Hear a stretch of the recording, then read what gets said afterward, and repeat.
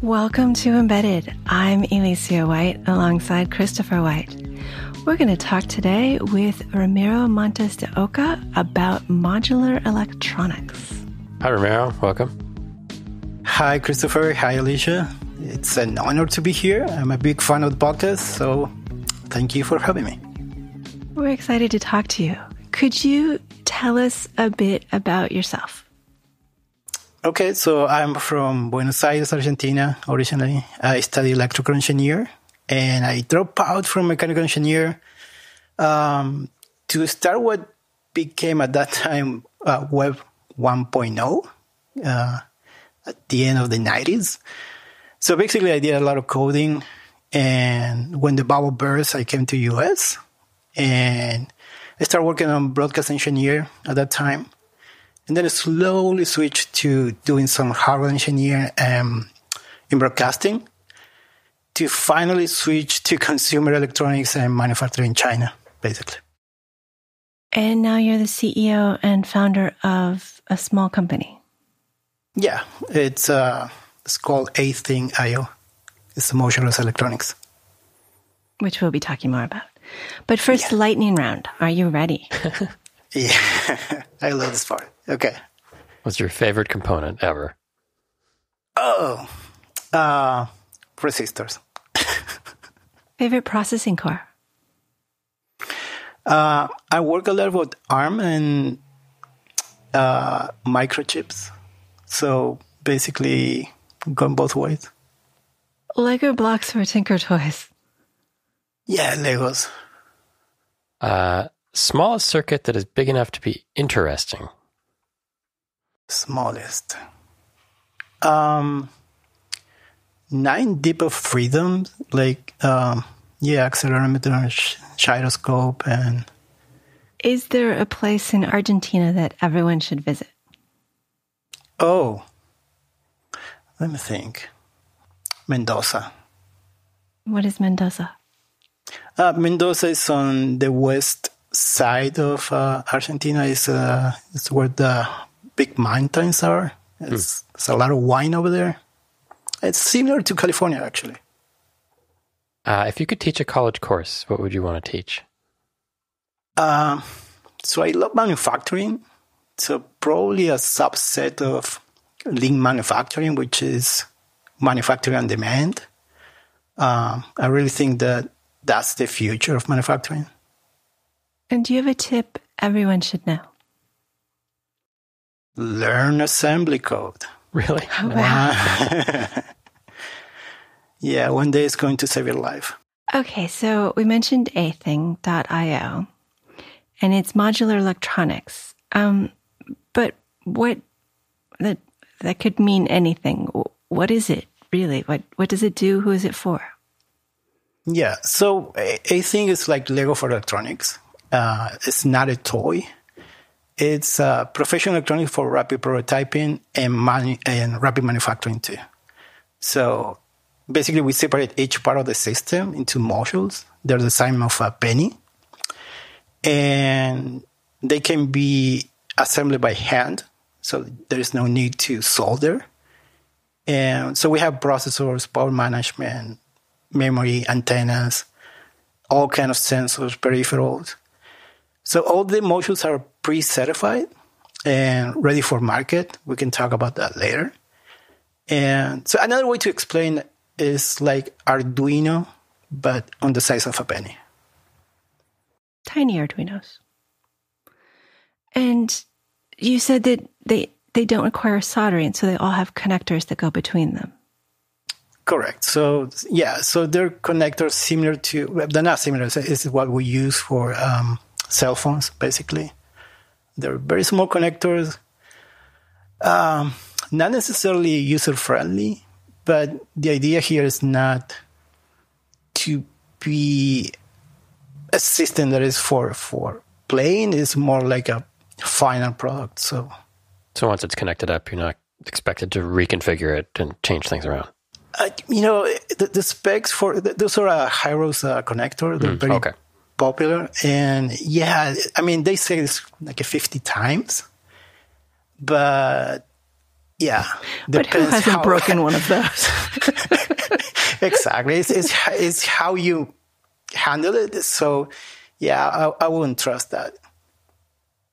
You said that it was for rapid prototyping, but then it sounded like you just said it was also for shipping products because of the cell phone connectors.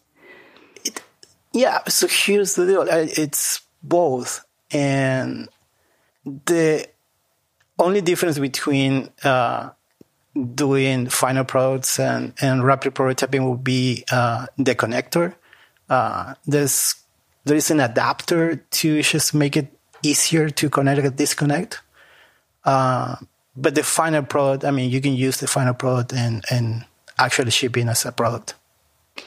And to be fair, when we spoke over email, I did say I'm not 100% on board with this idea because I'm accustomed to custom boards being lower power and cheaper and just generally more designed for their purpose. And so modular electronics, I'm like, well, that's going to be more expensive. It's going to be more power hungry. It's probably going to be bigger. Can you convince me this is a good way to go? Yeah, it's a yes, and yes. I mean, you are right on that. But so yeah, we pay a lot of attention on power management. That's something that I'm not really worried about. But I mean, in your case, rapid prototyping is going to be an easy sell. Yes. I mean, it's nothing different than playing with Arduino or Raspberry Pi. Okay. So I don't think it's going to be difficult to sell you on that side. Now, the rapid manufacturing, in your case, is not going to be easy to sell. I can give you one example how modular systems are making big noise and accelerating everything. And one is WordPress, for example. Okay. So WordPress. Wait a minute. WordPress? WordPress for web development. The like blogging platform. It's not only that blogging. You can do a whole website. There is it's a huge database that you can manipulate, right? I'm giving you a hard time. Our website's in WordPress, our business website's in WordPress. So yeah, sorry. So I mean, I was a web developer and working on PHP, and I can tell you that what I can do in one day, it might take me maybe 1 month on PHP, right? So I mean, modular is a really good way to go. Obviously, there's going to be a trade-off, especially security. Okay, if you don't update, but it's the same way that you grow a company or a product, right? Once you use that to make it grow, then you're going to go to the alternative, basically. Okay. And I was asked recently about the challenges I faced entering embedded systems. And the challenge that hit me the hardest was the complete lack of dev boards. And so I can completely understand how modular electronics would be useful for prototyping and even small scale deployments. Right. One of the biggest problems with manufacturers sometimes they don't release a developer board, right? And I remember back, I think it was the 9 Deep of Freedom. It was an ST chip. I don't remember exactly the model number, but when SparkFun released it, that chip became the most popular chip ever for 9D off. Okay. And I have the feeling sometimes manufacturers don't get it. That we need to, like, not everybody has a QFN, you know. You can't do a QFN on a breadboard, basically. Right. So, developer boards are really important. And every time I go to conventions and whatnot, and talking to chip manufacturers, the first thing I ask is, do you have a developer board? And, you'd be surprised, but sometimes they don't.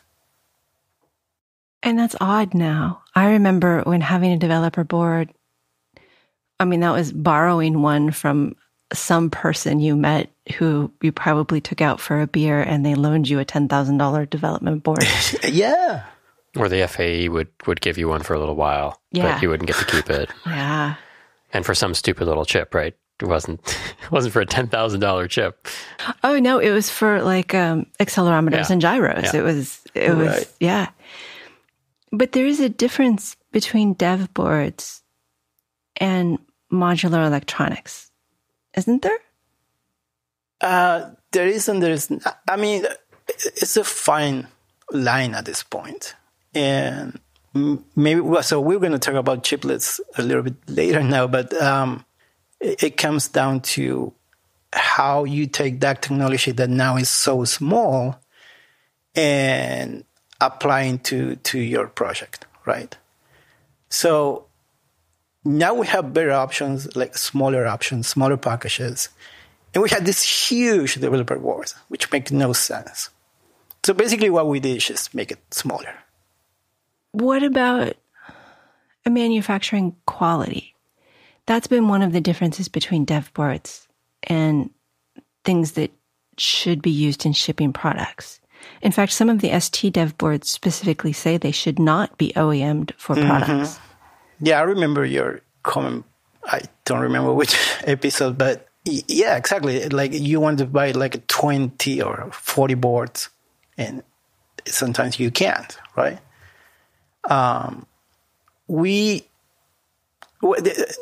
What we're doing basically is a system and package. Okay, so the quality control is good. We work on silicon level, and we also work on chiplets, which is basically like QFNs or small packages. So I mean, the quality control is going to be good, and there's also more requirements that we kind of over-engineer, like shielding that sometimes you don't need, but why not? And ESD, I don't know. Except not every board has all the stuff. So what does this look like? If I come to you and say, okay, I have a product idea. Let's say I want to make a Bluetooth connected accelerometer with a light, and I don't really care which microcontroller, but some microcontroller. What would that look like? So at this point, everything that you mentioned, we have it. So and it's not going to be a black box. So you're going to be able to actually replicate that on a PCB if you want to. Okay. So, the same way you use developer boards and then take it to your own project, I mean, you can do it.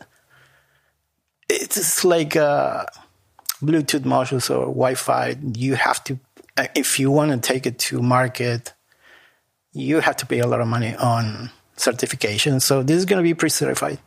And it's one way to use the system, but you can keep going. You can just, use power modules. For example, we have all these LT. You can use webcam. You already mentioned Bluetooth and Wi-Fi and processors. And I mean, you just keep using it. So is there like a common bus that everything connects to? Yeah. Okay. I should send you the common bus so you have a better idea. But yeah, we have from basically there are 45 pins available. And I can describe it a little. Yeah, please.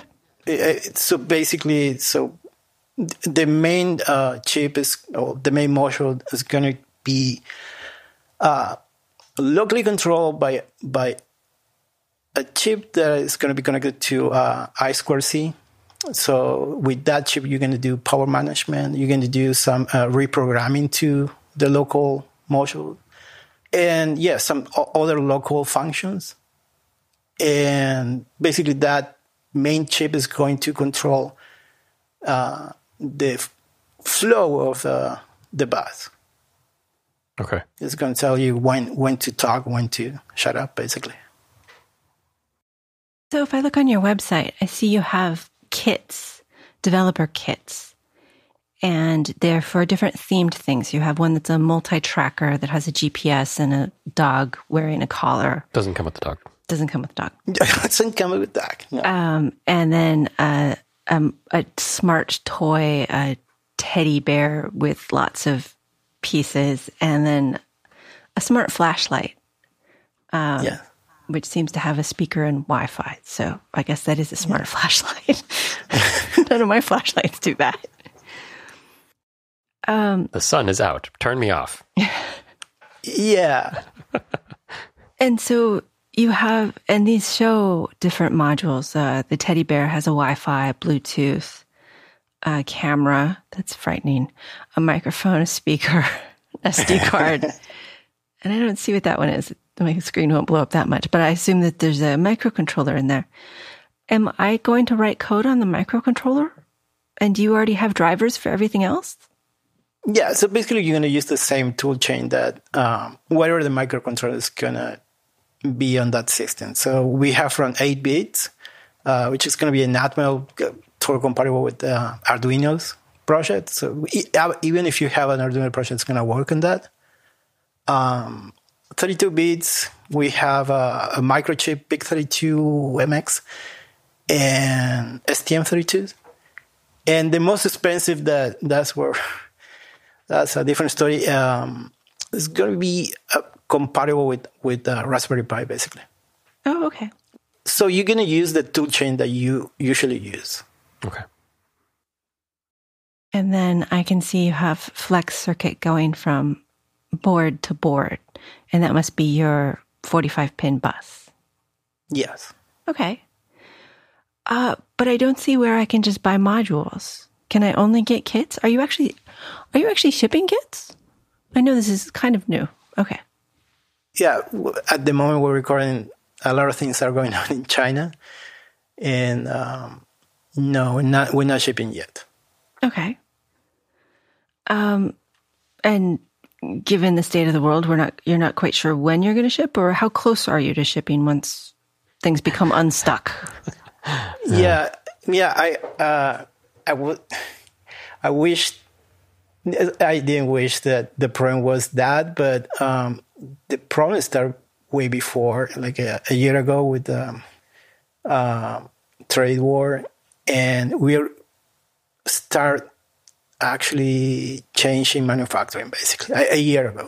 So yeah. You're not alone. Yeah.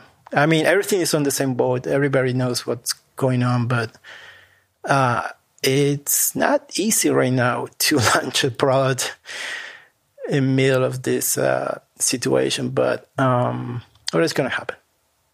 On your website, it says, and on the boxes, it mentions iOS and Android, and you have BLE modules. Do you have programs?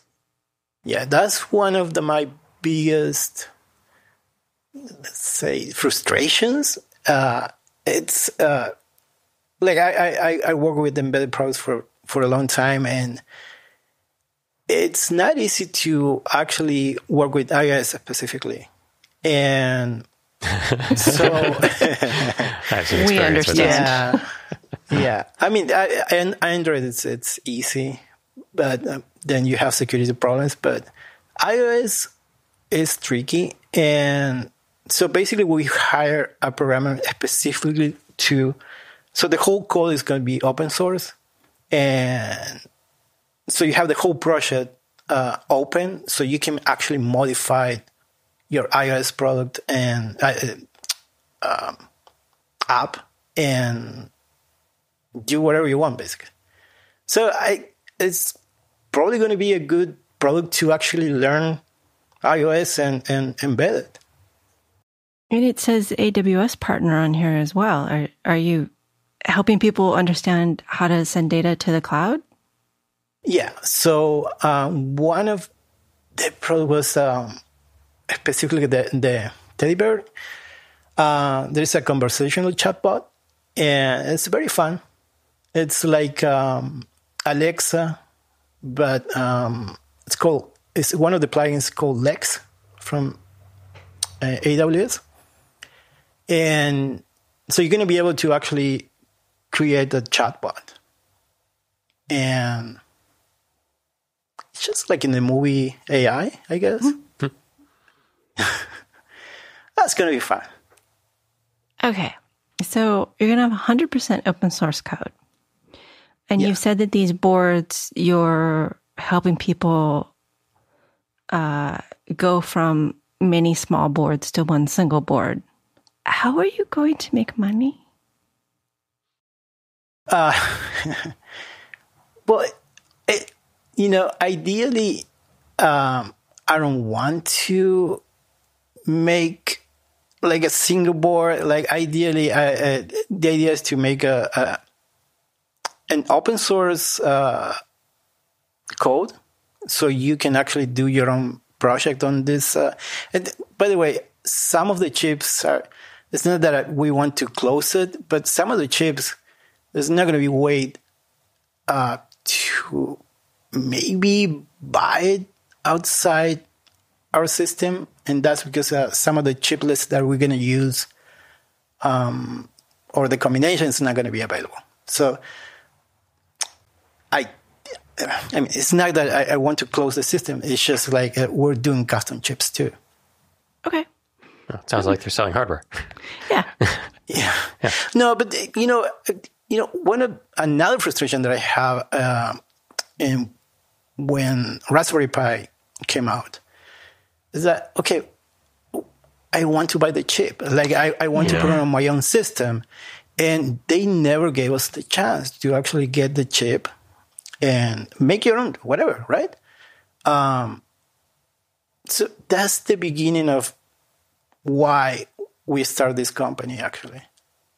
I think part of it too is, was it a realization that there's only so many, we joke often on the show, we don't want to work on another Bluetooth connected whatever, but there's only so many combinations of things, and people make a lot of custom products with custom PCBs, but they're all kind of the same, right? There's a microcontroller, and there's a this and a that, and these sensors, and it's a grab bag of maybe 6 common things. So to get from zero to having something that looks almost like a product, it seems like you either go the route of Arduino, where you've got lots of giant breakout boards, or SparkFun boards and things, which are fine, but you're not going to ship that. This seems like bridging a little bit the gap. Is that kind of what you're trying to do? That's pretty much it. And keep in mind that these chips are going to get smaller and smaller. Right. So it's going to happen. I mean, and it's better to start at least building libraries right now. So when it actually gets small enough to just, don't even think about it. You just make it on something like this. And by the way, we're not the only one doing this. So, this is going to be more common than you think. Well, it's already more common than I would have imagined. People are shipping dev boards. Yes. Yeah. Like a Raspberry Pi Zero, yeah. Well, there's the Pi Zeros, but there's also the sensor boards. Sometimes people do buy them in huge quantities. Well, the Wi-Fi modules, there's plenty of products that are ESP8266s. And oh, no, don't talk about that crap. Sorry for saying. They're the Regato boards. Those are pre-certified BLE modules. Right. There are a bunch of those. Oh, you mentioned pre-certified, and I wanted to go back to the certification because I don't have a lot of experience with electronic certification, but if you certify each of the modules, do you have to certify the combination, or does the combination inherit that goodness? No, you can use it the way it's shipped. Like, if you buy a pre-certified microchip Bluetooth module, you just you solder on your system. The only difference is that our module is you're not going to solder it by hand, right. But there's no difference. Okay. The only thing that you can do is pre-program the chip. I see. Which a lot of times you can't do anyway. Right. Some people will do it for you. But no, actually, Microchip, they allow. I mean, I remember Microchip did it for you. and Atmel. Yeah. On your website, you also mentioned Kickstarter and Indiegogo support. What do you have in mind for that? Whatever good project we think is going to be enough for us to get involved, we're going to get involved. So if you bring us a project that makes sense and we have to make a new module for that, we might support you on the campaign. Okay. But it's only for new modules, basically. Okay. New modules. Okay. So you've mentioned chiplets a couple of times. Can you explain what these are? Yeah. So chiplets are a solution for big chip manufacturers right now, where the cost of making a processor, it's double in the price, and it just makes no sense for them. So basically, Moore's law says that every 2 years, capacity doubles. But there's also a second law that says that the cost every 4 years doubles. And that's what's happening right now. So it takes a lot of money and a lot of R&D to make new chips on smaller packages. And probably 80% of the chip doesn't make sense to make it so small. So the solution is to separate each block of a chip and make chiplets. Okay. So you have a processor core and you have memory cores on different technology and different packages. I think AMD already released a chiplet-based chip, and IBM and Intel is also working on that. Now, the problem is that each company is working on their own solutions, and the defense industry through DARPA created a project to actually try to unify the technology. So you're going to be able to mix and match different companies on the same chip. Is this putting two dies together or two dies in a package? Or two packages on a bigger module with wire links? Yes and yes. Or is this just IP macros? Yeah, it's everything. And at the same time, having the chance to actually separate those chips on different packages. Okay. So it's really interesting for us because we're going to be able to actually ourselves build different chips. So the idea between the chiplet is how you communicate on the physical layer. And that's what, a hero without a cape, which is the Linux Foundation, is trying to unify here. So they created the Chips Alliance. I think the last one to showing was Intel. And so they're creating a protocol so they can communicate each other. And you can combine it either on the physical level or a silicon level or separate. Okay. So that's where the whole chiplet revolution is going to change a lot on manufacturing, basically. This doesn't sound new to me. I mean, we've had the ARM Cortex M0 core IP that you can buy and put into your chip for a really long time. Is it that you'll be able to order from somebody, like as an end product company, I'll be able to say, I would like this Cortex M3, but with these peripherals only and this memory, and I want this specific arrangement that may not be available, and then they'll do it using this multi-chip, multi-module method?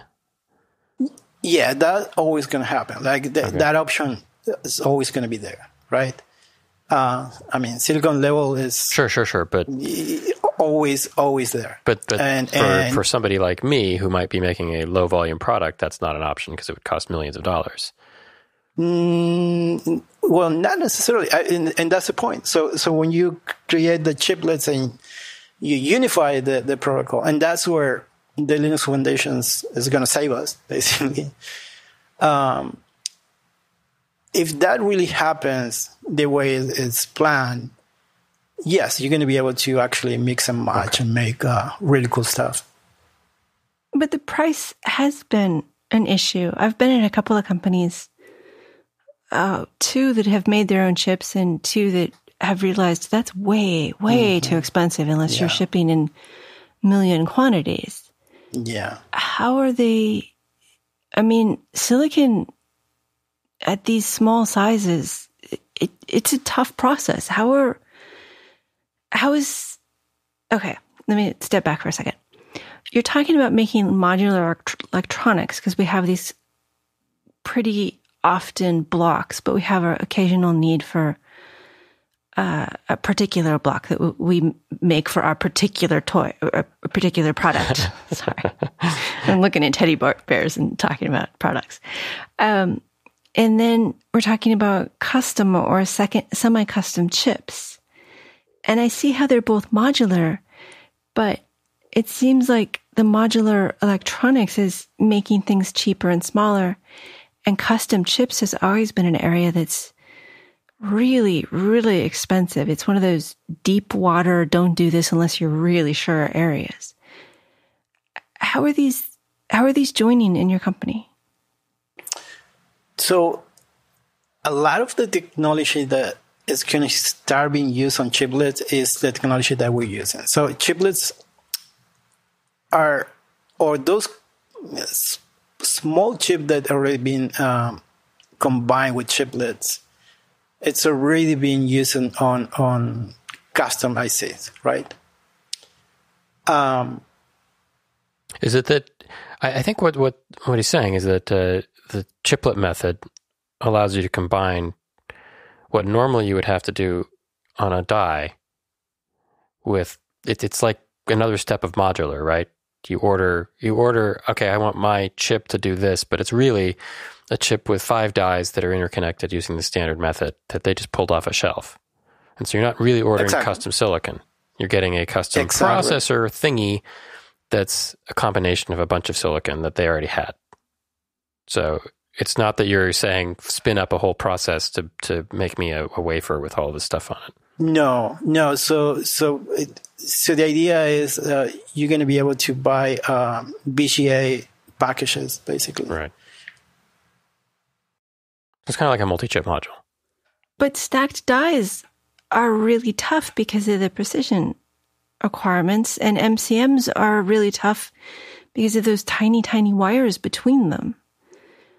Yeah. So at that point, I mean, that integration has to be done for someone else, and we're going to do that. Okay. So that's where, Modular Electronics is going to make more sense and to actually buy that chip. Okay. This idea of modularity for both chips and boards has been around for a long time. You sent me a video about the military talking about it in the 50s. What was that? Pallets of vacuum tube that you connect together? Yeah, and that's you should put that on the show notes. It's Project Tinkertoy, IC precursor. Okay. 1953 U.S. Navy automated manufacturing of modular electronics. Yeah, it's interesting. It's not new, and that's the secret. Modular electronics actually in the defense industry has been used, since the 50s and maybe more. It's a different way to think system engineering. And actually, it's a really good way to keep secrets because, at one point you're going to be working on one part of the project, but you don't know what's going on the other part, right? Oh, so right, you have a lot sure. of teams working on modules, and they don't know exactly what the final product is going to be. So that's probably one of the main reasons, but the other reason is like it's really easy to maintain, to replace parts, basically, versus one giant PCB board, right? Yeah, because you can replace the broken module instead of replacing the whole thing. As long as the system is designed to not, well, I would call it spaghetti code if it was in code. If it was a nice, truly modular system, you can test and replace modules. But in the cases where you, like when the processor has to be able to control the power subsystem, that's an area that breaks down modularity in some of the boards I've worked on is how chips come up and how the power system has to come up. And when the processor has to sleep or be able to turn off other components so that power goes low. How do you figure out what should be a system level concern and what should be purely on module? How do you do API design? Yeah. So basically, that will be managed by the main chip. And yeah, that's interesting how to control power management. That's the most important part. I've been working on like coin cell operated products. So I think a lot about power management, and that's one of the things that, when you work on coin cells, you're pretty much looking for every bit configuration, whatever clock is running that you don't have to run, whatever, everything. You're gonna go look one by one on each chip configuration, basically. So it's not easy. That is true. No other advice on that one? I mean, I totally agree with you, and I'm not sure what advice I'd give. But no, basically, you just work with your oscilloscope power, check the power all the time and run loops and see what's wasting power, what clock doesn't have to be run, what process it's running unnecessarily. Yeah, it's a lot. That all makes sense when your processor has access to everything around it. But when you have a truly modular system, you start losing the interactions that you would have maybe on a single board. Yeah, not necessarily, because and actually you have more control. I mean, are you talking about like backdoor connections between the processor and maybe something that you can't reach in a modular fashion? I'm just thinking all the times I've had to ask an electrical engineer, can you give me access to the power so I can turn the SD card or the microphone off when I need to sleep so it doesn't continue to take battery? And how that's always one of those things that it requires yet another pin. And in a big system, you end up with a lot of yet another pins. Yeah, but so that's basically the solution here is like, so you have a main controller on each module taking care of that. So there's a bus controller on each module. It's not necessarily bus controller. You don't have an FPGA maxing everything. No. Sure. You have a chip that is going to tell the local module when to turn on and when to turn off, basically. So it's not just that the module is just the accelerometer with some pins that go to the 45 pin. That goes to another. There's another chip on there that controls right, controls that and ahead. you also and you control also through that chip via IC square some process that maybe it doesn't have to be turned off, but you can tell the accelerometer, okay, just go to low mode. Okay, so that's interesting. So does that mean when I write my code on the main processor, does it look like I'm talking to an ST accelerometer, or does it look like or do you provide another API kind of abstraction in the hardware? Yeah, no. So you have two APIs basically. You can pass through a lot of stuff, but there's going to be some specific for the module. Okay, that's not bad. That's interesting. No, it is interesting. But now you're going back to, okay, that other little thing, now it takes power. And well, there's another chip that controls that one. No. Yeah. I mean, it's turtles all the way down. What are those little controller chips? Like tiny picks or? They're microchips. Yeah. Okay. Yeah. So they're probably fine. And they're very low power. So yeah, by itself, the chip is really good on that. I mean, there's power and cost. You do make the penny argument for size is really a good one. It makes a nice visual, but I'm always like, oh, well, now there's another layer of complexity. But sometimes in order to get to rapid prototypes, you have to add a little more complexity. Yeah. Yeah, it's the beginning at least, right? I mean, you're going from which one is the smallest form right now? It's let me think. It's not Arduino. It's going to be the trinkets. I mean, yeah. I'm sure there are smaller ones out there. There was a red board or something that was very small, but when I think of I want something small to put in, I think you can get M0 trinkets now, so you can get really small ones. Right, but it's just then you have the pin headers and you have to reconnect. I mean, it gets big at the end. So, I mean, it's not going to be the best of everything, but it's the beginning at least. What is the difference between the professional rapid prototyping and manufacturing market and the hobby and maker markets? Are you looking at both or mostly the former? I think the big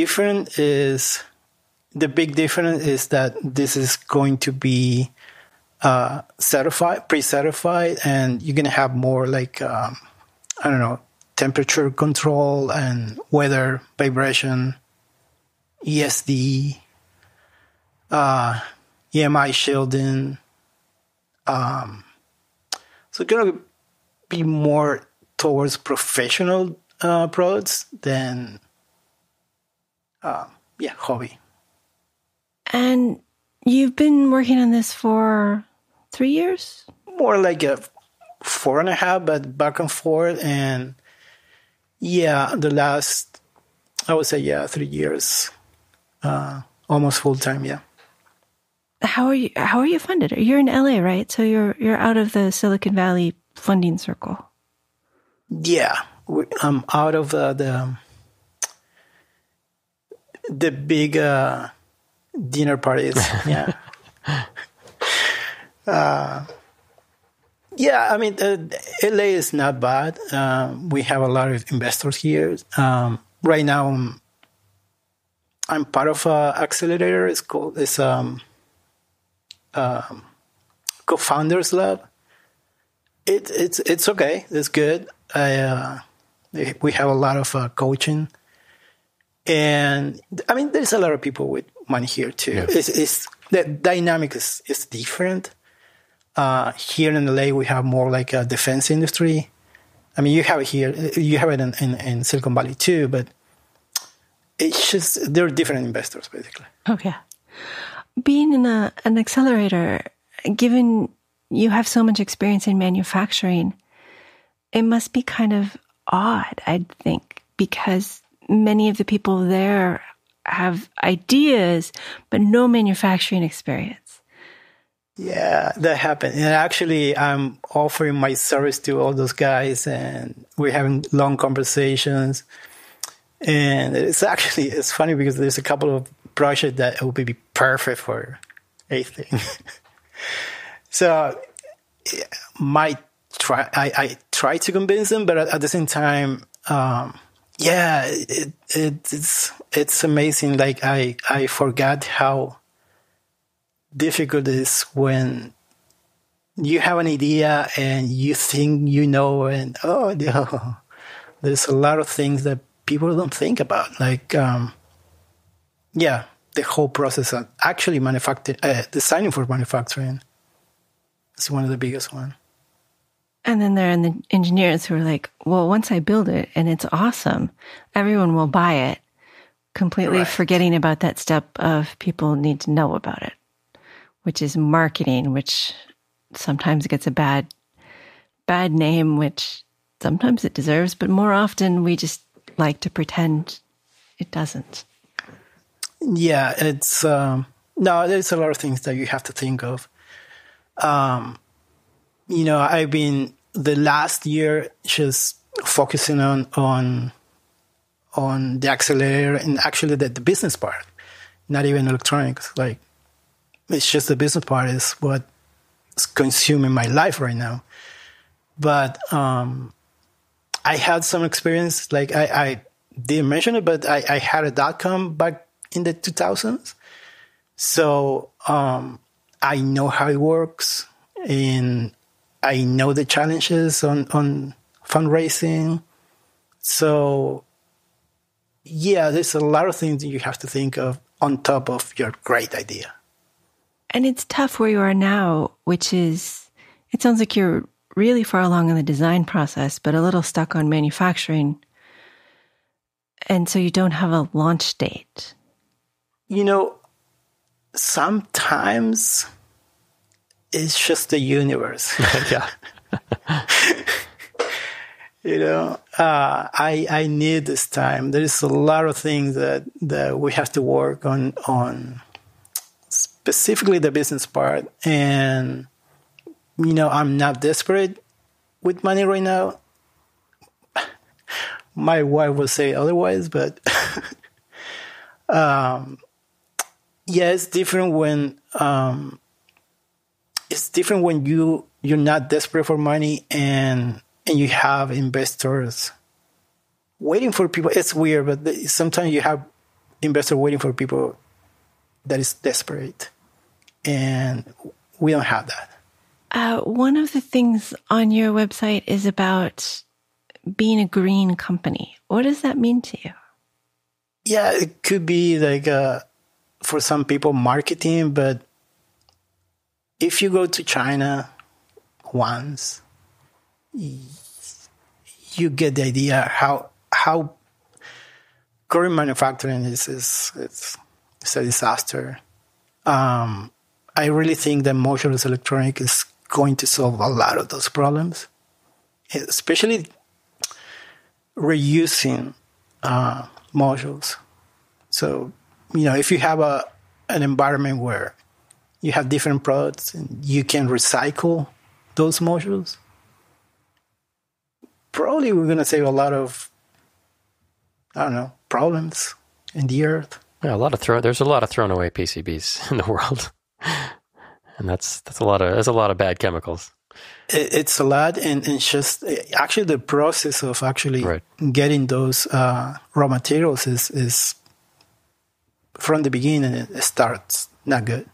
So one of the other things you mentioned as we talked over email was that you attended CES as an exhibitor. What was that like?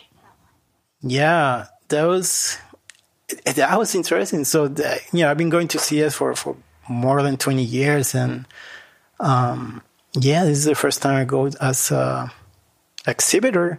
I actually used to go, like, I asked you if you go to CES. You told me not really, but it's a really good place to get clients. Actually, when I got a couple of clients over at CES years ago, just talking to them and offering my service. it's the feedback that you have with all the engineers, and basically, I would say 80% of the people who came to my booth, and actually, a lot of them might be your listeners too. So I want to thank them. There was a lot of thinking on the process, and probably I also save a lot of money on not doing certain things in the future, and actually just small tweaks on the product. And so it's just that, talking to engineers who, by the way, they love the product. So it's just that, that was priceless. Did you get to walk around at all? No, nothing. Like nothing. No. This is the first year, and actually, so when you're an exhibitor, you have a dashboard, and it tells you who's booking your place, and I have a lot of like head engineers of the biggest companies, and one of them was from Arduino, and that was cool. I met Maximo from Arduino, and the funny part is I made the CEO of Arduino take the picture. I mean, it's more tiresome than actually walking on CES. It's like it's a lot of talking and standing, not even sitting all day. So yeah, it's a lot. Has it changed much in the 20 years you've gone? I think the Eureka Park, which actually that's where we were, it got better than other years. And there is a new section where I couldn't do it this year, but where you have a supply. So basically all the Chinese companies doing PCB manufacturing and whatnot, everything, right? Mm. That's a nice booth. It's not a booth. It's just like this big tent outside CES. One of the things I forgot to ask about with power and cost and size is security. If we get a lot of modules that are the same or similar, don't they become a tax for? I mean, this is why monoculture is bad. We want lots of different possibilities out there, but a modular electronic system gives us a few common attack points. How are you dealing with that? I mean, yes, it's going to impact security, but I think that there is bad practices and bad hardware. And one example of bad hardware is ESP32, where you can grab the user and password of your network on plain text. That's bad hardware. And bad practices would be Philips Hue doing leaving open the over-the-air updates. I mean, why? So I think those are the main problems when you design a system. But I don't know if actually Philips Hue people hack inside the chip, and it's one of the most popular IoT products that we have in the market. But it's just that stupid. I don't know. They want to eliminate friction, but why not, put a button, and no, they don't want to do that. Okay, well, there you go. Well, I mean, a lot of our Hue lights are difficult to get to. Yeah, but when you're talking about security, I don't know. I wouldn't do that. It's always a battle between security and friction. Yes. And probably it's marketing, not engineers. All right. Well, Ramiro, it's been really great to talk to you. Do you have any thoughts you would like to leave us with? I love the show. Thank you. It's, one of the... There's a lot of insight on what other engineers think about everything. And I just want to thank you. Thank you for the opportunity. That is very kind of you. And I'm so happy you could join us. Our guest has been Ramiro Montes De Oca, CEO and founder of athing.io. You can find links in the show notes. Thanks, Ramiro. Thank you, guys. Thank you also to Christopher for producing and co-hosting. Thank you to Nathan Tuck for making it sound like I knew what chiplets were. And thank you for listening. You can always contact us at show@embedded.fm or hit the contact link on embedded.fm. Now a quote to leave you with from Patrick Rothfuss, The Name of the Wind. It's like everyone tells a story about themselves inside their own head. Always, all the time. That story makes you what you are. We build ourselves out of that story. Embedded is an independently produced radio show that focuses on the many aspects of engineering. It is a production of Logical Elegance, an embedded software consulting company in California. If there are advertisements in the show, we did not put them there and do not receive money from them. At this time, our sponsors are Logical Elegance and listeners like you.